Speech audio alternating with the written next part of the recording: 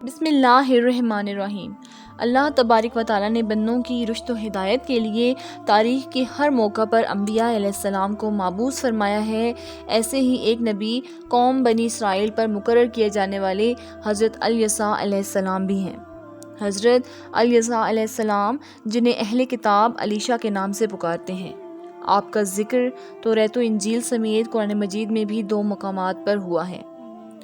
اور اسماعیل اور الیسع اور یونس اور لوط، اور ان سب کو ہم نے دنیا والوں پر فضیلت عطا فرمائی۔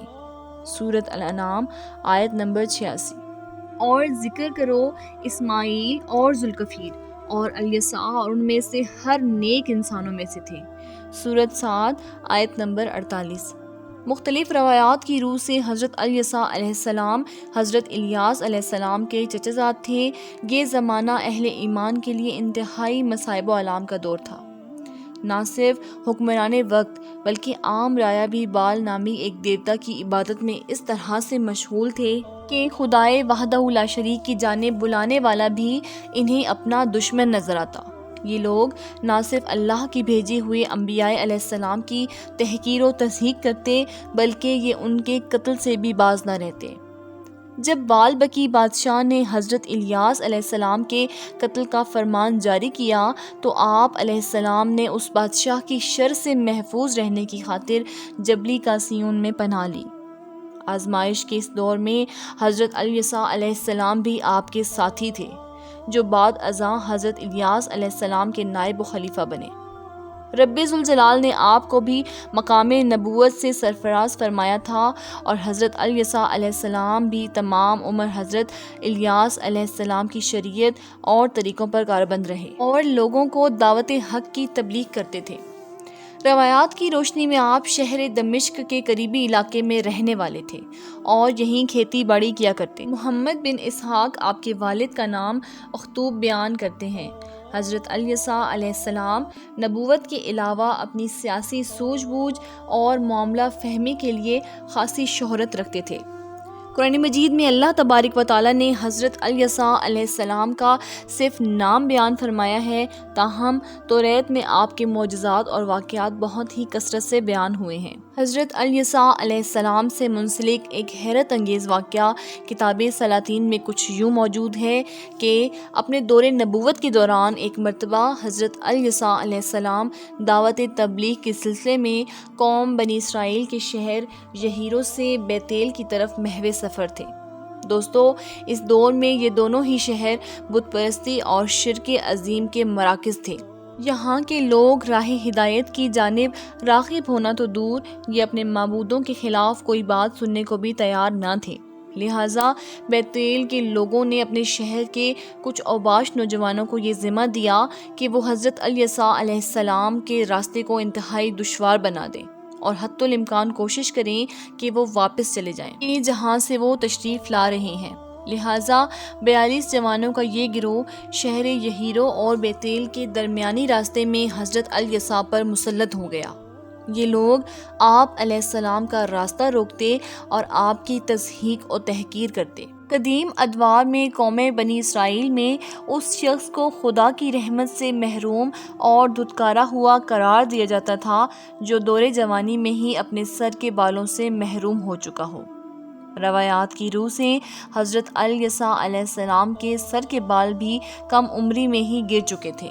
لہٰذا قوم بنی اسرائیل اس بات کو جواز بناتے ہوئے آپ علیہ السلام اور آپ کی نبوت کا مذاق بناتی تھی۔ اس روز بھی یہ اوباش نوجوان آپ کے بالوں سے خالی سر پر طنز و طعنے کس رہے تھے اور آپ کا راستہ روک کر واپس جانے کے لیے مجبور کر رہے تھے، یہاں تک کہ حضرت الیسیٰ علیہ السلام نے اللہ کے حضور ہاتھ اٹھائے اور بارگاہ الہی میں آپ نے ان آوارہ نوجوانوں کے شر سے محفوظ رہنے کے لیے دعا فرمائی۔ رب کائنات نے آپ کی یہ دعا قبول کی اور اس ویران و بیابان صحرا میں اچانک 2 مادہ ریچھنیاں نمودار ہوئیں جو انتہائی غضبناک حالت میں تھیں۔ ان دونوں ریچھنیوں نے قوم بنی اسرائیل کے نوجوانوں کو سخت زد و کوب کیا۔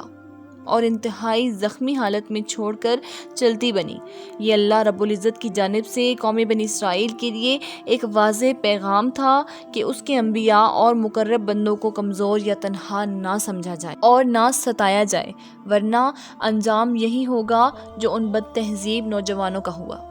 دوستو، اس واقعے کے سینکڑوں سال بعد بالکل ایسا ہی منظر آسمان نے ایک مرتبہ پھر دیکھا کہ جب سرور کائنات حضور اکرم صلی اللہ علیہ وآلہ وسلم نے قریش مکہ کی جانب سے دعوت حق کو ٹھکرانے اور اس کی راہ میں رکاوٹیں حائل کرنے کے بعد مکہ کے قریبی شہر طائف کا سفر کیا، لیکن طائف کے لوگ سرکشی اور کفر میں قریش مکہ سے بھی 2 قدم آگے نکلے، جنہوں نے نہ صرف حضور اکرم صلی اللہ علیہ وآلہ وسلم کے ساتھ انتہائی بد اخلاقی اور بے رخی کا ثبوت دیا، بلکہ طائف کی آوارہ لڑکوں کو آپ کے پیچھے لگا دیا، جنہوں نے آپ صلی اللہ علیہ وآلہ وسلم پر پتھر مار مار کر آپ کو شدید زخمی کر دیا، یہاں تک کہ آپ کے نالین مبارک خون سے بھر گئے۔ حضور اکرم صلی اللہ علیہ وآلہ وسلم نے ایسی حالت میں جب آسمان کی جانب نظر اٹھائی تو دیکھا کہ بادلوں میں حضرت جبرائیل علیہ السلام جلوہ افروز تھے۔ حضور اکرم صلی اللہ علیہ وآلہ وسلم کو دیکھ کر حضرت جبرائیل علیہ السلام نے فرمایا کہ میرے ساتھ ملک الجبال یعنی پہاڑوں کی نگرانی پر مقرر فرشتہ موجود ہے، کیا آپ حکم دیں یہ تعمیل کریں گے؟ ملک الجبال نے آپ سے کہا کہ آپ صلی اللہ علیہ وآلہ وسلم حکم دیں تو میں مکہ کے اطراف کے دونوں پہاڑوں کو باہم ملا کر ان گستاخوں اور نافرمانوں کو پیس ڈالوں۔ نبی کریم صلی اللہ علیہ وآلہ وسلم کے لیے یہ بھی ایک آزمائش کا موقع تھا۔ آپ کا پہلا امتحان آپ کی صبر و استقلال اور تحمل کا تھا، جبکہ دوسرا عفو و درگزر، رحم و کرم اور فراخ دلی کا۔ رب کائنات نے حضور اکرم صلی اللہ علیہ وآلہ وسلم کو ان دونوں میں ہی کامیاب فرمایا۔ حضور پاک صلی اللہ علیہ وآلہ وسلم نے فرشتوں کو جواب دیا کہ اگر یہ بدنصیب ایمان نہیں لائے تو کیا ہوا؟ میں ان کی آنے والی نسلوں سے ہرگز ناامید نہیں ہوں۔ مجھے اللہ کی ذات پر یقین اور بھروسہ ہے کہ وہ ان کی نسلوں میں ایسے لوگ پیدا فرمائے گا جو اللہ تبارک و تعالیٰ کی توحید کے قائل اور شرک سے بیزار ہوں گے۔ حضور نبی کریم صلی اللہ علیہ وآلہ وسلم کی دعا حرف بحرف پوری ہوئی اور تھوڑے ہی عرصے بعد شہر طائف میں بسنے والا ہر قبیلہ ایک خدائے واحد اور حضور نبی کریم صلی اللہ علیہ وآلہ وسلم پر ایمان لے آیا، اور ان کی نسلیں آج تک ایمان کی دولت سے مالا مال ہیں۔